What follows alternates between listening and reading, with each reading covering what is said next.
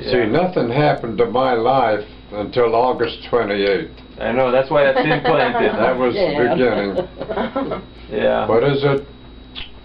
In the beginning was the Word, and the Word was August 28th. Yep, there it is. It all began. This wonderful roller coaster ride. Huh? This wonderful ride. That's been good. Yeah. There were a lot of bumps on that ride. Yeah. But When I got drafted, I should have applied for a hardship. Because Daryl and Shirley and Mom was pregnant with Earl. Yeah. And I don't know, I was stupid enough, it didn't even dawn on me to try to get out of it, you know. I'd stayed out of it from 1942 to 45, and oh, war experience? Oh, what an experience that was. I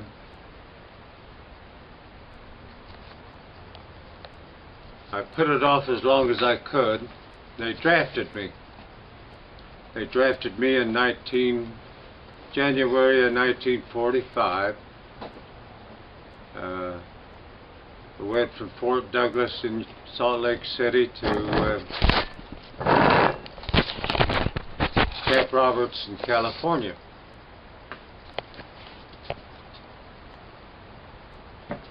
Trained there.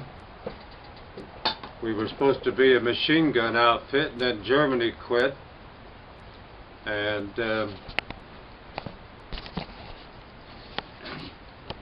so we were transferred to a rifle company to go down to South Pacific, and so we trained that way. When we left Fort Douglas, they put, for the meat, they put on a whole half a beef, you know, and we hadn't gone too far out of Salt Lake till the cook sent word back that on the train that if anybody knew how to cut meat, come on. So me and Phil Caldwell, he didn't cut meat, but I did, so I said, come on Phil, you go with me. So we went down and I cut the meat up for them, and I made sure that we saved the best cuts for the officers. And so Phil and I got to eat with the officers. The good stuff. So we had good food. So I learned then, get in good with the cooks. So when we got to Camp Roberts, and went through the training, and Germany surrendered, and then we went on a rifle company, and Earl was born in April, and it was July before I could get home on an overseas furlough. So he was 3 months old by the time I saw him. And so I went there and left Fort Douglas again and went to Camp Roberts to finish the training. And then from there we went up to Fort Ord for the final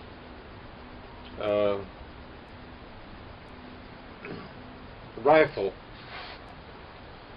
The Fort Ord was here, the rifle range was here, and the ocean was right there.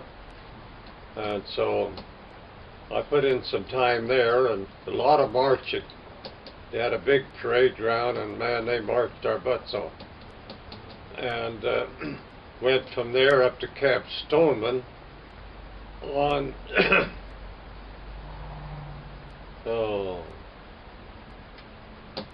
half the time, I can't think of that river. It comes out of, goes up to Sacramento and comes down. and Camp Stoneman is on the river, so we loaded on these tugboats or whatever, and went down to San Francisco and got on the boats to go overseas. And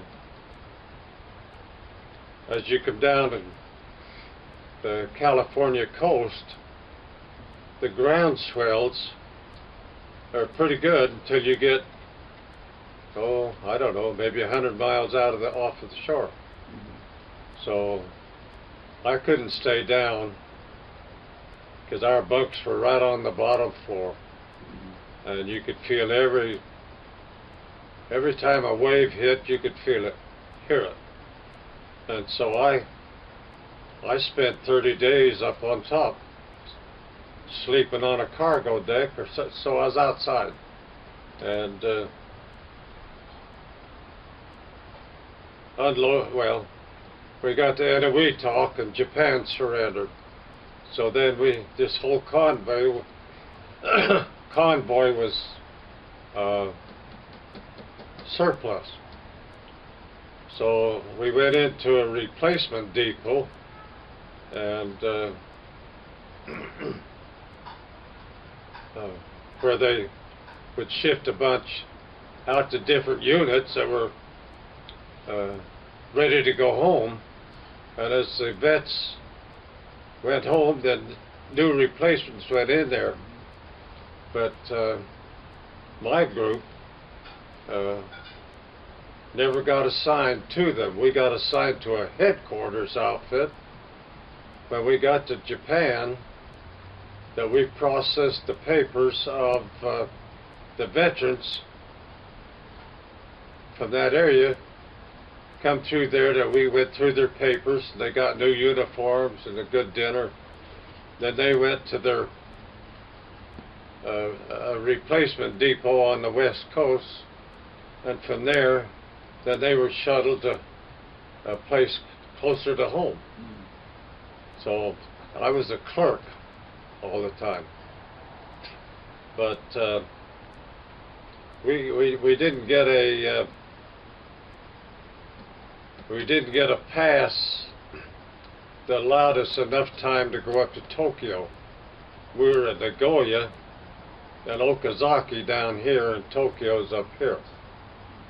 So most of our passes were where we could go to these little towns around, you know. And that's how I wound up going to Narumi and Chiru. And we went in there looking for silk and kimonos, and that's how we met Sato.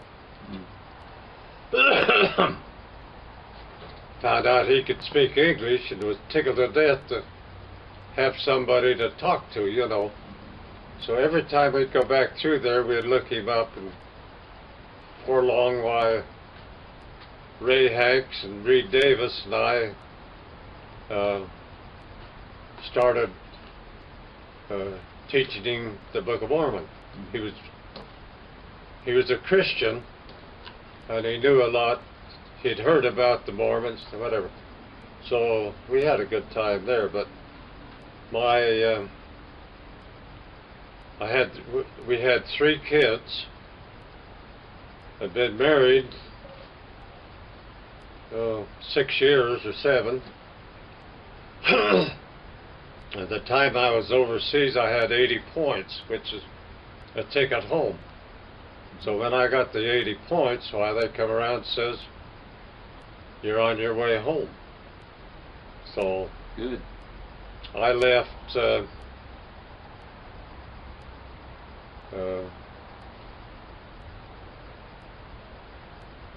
just after Christmas, I think it was, and got home on the 1st of February of '46. So I was only in the Army for a year. Had a good trip through the Philippines, and went up through Baguio and up in the Ligayen and all that stuff, you know, and then into Japan. But That was the extent. Mom had the rough part of it because she was home with 3 kids, and Shirley and Daryl were sick with rheumatic fever, and so anyway, the military service was, I only had 1 year. Yeah, you were lucky that, you know, you didn't see any combat and stuff No. like that. Yeah. When we went up through Manila, or up through Philippines, there was a double track where we went. We were going up, and they were bringing Japanese prisoners they had just surrendered, they had captured, bringing them down to go into a concentration camp there at Manila, where they would be processed and put on a boat and sent home. But so I didn't see any of it, but I went through some country there that I know if I'd have had to fight through it, or, you know, be in the army through it. Yeah. The whole jungle. Jungle, you know. So when my patriarchal blessing said that I would go in the army, and see a lot of places, but no, I wouldn't be in harm's way at all, which I never was. What a blessing, huh? Yeah. What a blessing on that. Yeah. And everything, so, well, that's good. So I got home and wound up at Fort Douglas for discharge, and when I got out, Mom come up, and so we went downtown and went to Lamb's Restaurant and had a good lamb dinner and stayed overnight, and then went on home. And that was that. Huh? And that was that. And that was that's all she wrote. Mm.